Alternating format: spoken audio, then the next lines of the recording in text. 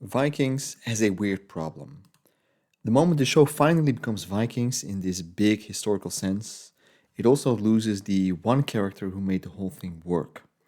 I know it sounds a little bit backwards, but it's exactly what happens. Ragnar dies, and technically, this is where the Viking legend explodes. I understand that. His sons rise up, we have the great heathen army that becomes this big event, and the whole revenge story starts. Everything becomes bigger. And you can understand why the show keeps going. I get that. I understand that. If you're making a show called Vikings and you finally arrive at one of the biggest Viking moments in the whole story of Vikings, maybe even in the history of Vikings, of course, the people behind it are going to say, well, we can't stop now. We have to keep going. But for Vikings, I also think that is somewhat of a trap. Because by that point, Vikings was not really being carried by the history. It was being carried by Ragnar. And that is the part the later seasons never really fully solve. The first four seasons work because Ragnar is not just the main character, he's the reason the show has any direction at all. He wants more than the farm, he wants more than the tradition, he wants to cross the water when everyone else is just looking at the same old world. And he wants to go to England. And he makes everything better. He makes the conflict between gods and ambition and loyalty and power, he makes it all feel very personal instead of just, well, historical maybe. And that's when the show really hits for me. And Travis Fimmel is a huge reason for that. He doesn't just play Ragnar like some standard heroic Viking poster boy, I guess. He plays him strange, weird, mysterious. He has that Johnny Depp type of allure to it. When Johnny Depp is playing Jack Sparrow, I think Travis Fimmel is doing somewhat of the same thing for Ragnar. He's funny sometimes, dangerous, brilliant even. You know, I could watch Ragnar sit all day doing nothing, and still that scene would be pretty awesome. And I think that's a rare thing. That's not something or someone that you can just replace by introducing his sons or more sons and more battles and all of that. So for me, when Ragnar is gone, I understand the argument for continuing. I really do. I get that. You have the great heathen army, you have the revenge, you have his sons that turn his death into this massive thing. And of course, there's a natural final chapter there. One last season about the aftermath could have worked beautifully. But then the show does something that I hate when shows do that. And that is keep going, even when the main thing, the main character has left the show. I hate it when shows do that. And I think when Ragnar died, they should have ended it. It could have been a great ending. But stretching it beyond that is where the show started to feel wrong for me. It lost that magical thing, the magic really. Because after the whole revenge wave and the great heathen army and all the immediate consequences, the show is no longer really continuing Ragnar's story per se. It's really trying to do the Vikings thing. I get that, but it doesn't work. They should have made a different show, if you ask me. I think that's the whole point. If you want to follow Ivar and Ube and Bjorn and Vitserk, and all the rest into this bigger Viking world, that's fine. There's definitely material there. I think that would be awesome. There are stories there. But they are not the same as Ragnar. The center has moved, the anchor point has moved.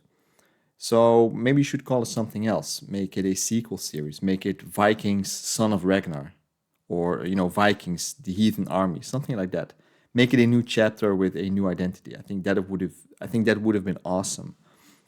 But as long as it stays just Vikings, for me, I just keep comparing it to the four seasons with Ragnar. And then the later two seasons are so much less. And, you keep comparing everything. And I think Ivar is the clearest example here. I understand what they were trying to do. I get it. He obviously is supposed to be the new main character. He's intense, he's damaged, he's extremely violent. And yeah, he is obviously meant to become the new dangerous figure that you're watching the show for. And I have to be fair. He has his moments. The actor gives it everything. He's definitely doing a great job, but Ivar is not Ragnar. And the show keeps acting like all that intensity is the same as the magnetism that Travis Fimmel put on the screen. It's not the same. Ragnar pulled you in because you wanted to know what he was thinking. And for me, with Ivar, I'm just waiting there for his next explosion, his next violent outburst, which I think is awesome, but it's definitely not the same thing. It's not why I was watching Vikings. The Sons all have pieces that could work. I really do think so. So for me, that's all why the later seasons feel so much weaker to me. It's not because nothing happens, a lot happens, maybe even too much. We have the battles and the betrayals and the thrones and speeches and all of that. The machine keeps moving, but the engine is gone. Travis Fimmel is gone, Ragnar is gone. And you feel that so hard, you feel it so much. The early seasons clearly had a clean drive. Ragnar wants something. Ragnar keeps pushing against the world, you know? And the later seasons often feel more scattered. Who wants the power now? Who are we following? Who's angry now? Who's betraying who? You know? Who's claiming Ragnar's legacy now? It's not empty, but the focus is off. There is not much focus. So, yeah, I think that's where Vikings overplayed its hand. Ragnar's death should have been the beginning of the end, not the beginning of a long second life, not the beginning of two more seasons. Give me the aftermath, give me the great heathen army, give me the sons taking revenge and realizing that even victory doesn't fill the hole that is left. And then just end it. Or restart it properly as a new series, Vikings, Sons of Ragnar. I would have loved that. Because the show after Ragnar, it's not bad. I'm not saying that. That's not my argument here. It still has good scenes, it still has good actors, and it still has moments that are worth watching. But it's not the peak Vikings.